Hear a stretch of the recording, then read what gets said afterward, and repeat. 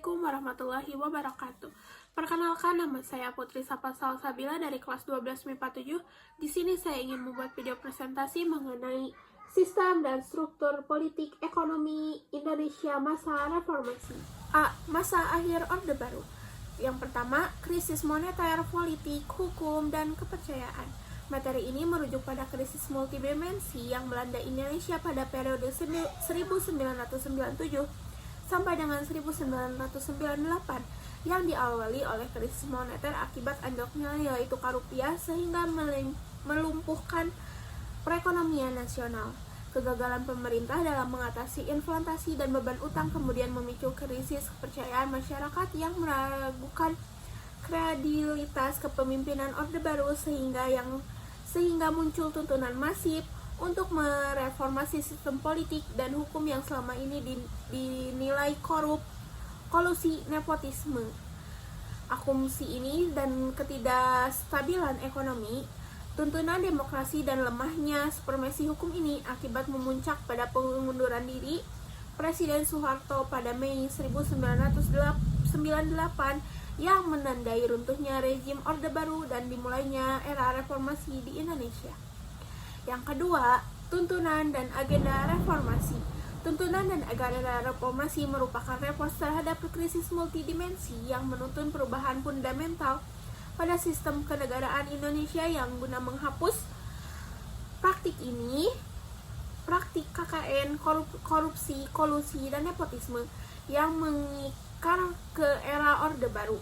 Agenda utama yang diperjuangkan oleh mahasiswa dan rakyat meliputi 6 poin krusial, yaitu suksesi kepemimpinan nasional, amandemen Undang-Undang 1945 untuk membatasi masa jabatan presiden, penghapusan fungsi ABRI agar militer berfokus pada pertahanan, pelaksanaan otonomi daerah yang seluas-luasnya, penegakan supremasi hukum, serta pengadilan terhadap Soeharto dan kroninya.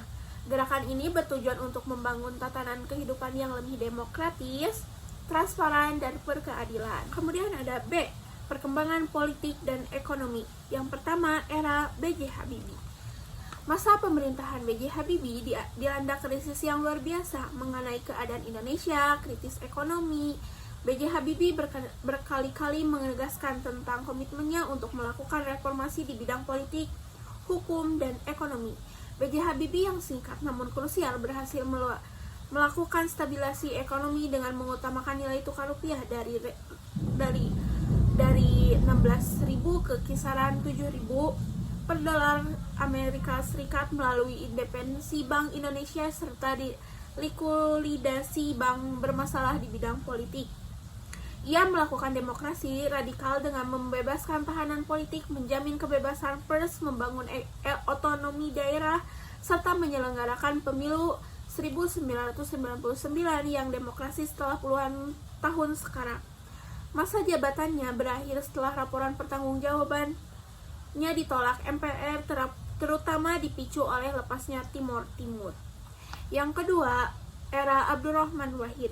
Abdurrahman Wahid terpilih menjadi Presiden Republik Indonesia keempat pada tahun 20 Oktober 1999. Perjalanan pemerintahan Presiden Abdurrahman Wahid dalam melanjutkan cita-cita reformasi diawali dengan membentuk Kabinet Persatuan Nasional. Presiden Abdurrahman Wahid membubarkan 2 departemen, yakni Departemen Penegaraan dan Departemen Sosial dengan alasan perampingan struktur pemerintah. Presiden Abdurrahman Wahid, Gus Dur, ditandai dengan kebijakan politik yang sangat humanis dan pluralis seperti pengakuan dan perabatan terhadap etnis Tionghoa. Yang ketiga, era Megawati Soekarno Putri. Megawati Soekarno Putri mengawali tugasnya sebagai Presiden kelima Republik Indonesia dengan membentuk Kabinet Gotong Royong. Megawati diawali pemerintahannya terutama upaya untuk memberantas KKN. Pemerintahan Megawati berfokus pada stabilitas ekonomi makro dengan berhasil memutus ketergantungan pada 1MF serta memprivasi beberapa BUMN untuk menambal defisit anggaran yang selama bertahan memulihkan pertumbuhan ekonomi nasional. Yang keempat, era Susilo Bambang Yudhoyono. Masa pemerintahan Susilo Bambang Yudhoyono ditandai dengan konsolidasi demokrasi dan stabilitas pemerintahan. Pemilihan presiden dilakukan secara langsung oleh rakyat. Pemerintahan berupaya menjaga pertumbuhan ekonomi, meningkatkan kesejahteraan masyarakat, serta memperkuat peran Indonesia di tingkat internasional. Kemudian yang terakhir ada poin C, perkembangan iptek di Indonesia. Yang pertama, Nurtanio dan industri dirgantara. Industri ini dipelopor oleh Nurtono Priyanggadi Surya yang berhasil merancang pesawat pertama di Indonesia hingga akhirnya berkembang menjadi IPTN. Di bawah pimpinan B.J. Habibie, melalui visi bermula di akhir dan berakhir di awal, industri berhasil memproduksi pesawat seperti CN-235 dan membuktikan kemampuan bangsa dalam menguasai teknologi kedirgantaraan tingkat tinggi. Yang kedua, teknologi komunikasi dan transportasi. Perkembangan ini ditandai dengan peluncuran satelit Palapa pada 1976 yang menyatukan komunikasi di seluruh Nusantara serta modernisasi transportasi darat, kuat, dan udara guna mempercepat mobilitas logistik. Interaksi teknologi ini secara drastis memangkas jarak geografis, mempermudah pertukaran informasi secara real time. Yang ketiga, revolusi hijau. Ini adalah upaya modernisasi pertanian menggunakan bibit unggul, pupuk kimia, pestisida, dan sistem irigasi yang baik guna meningkatkan produksi pangan secara drastis. Yang keempat, dampak perkembangan teknologi.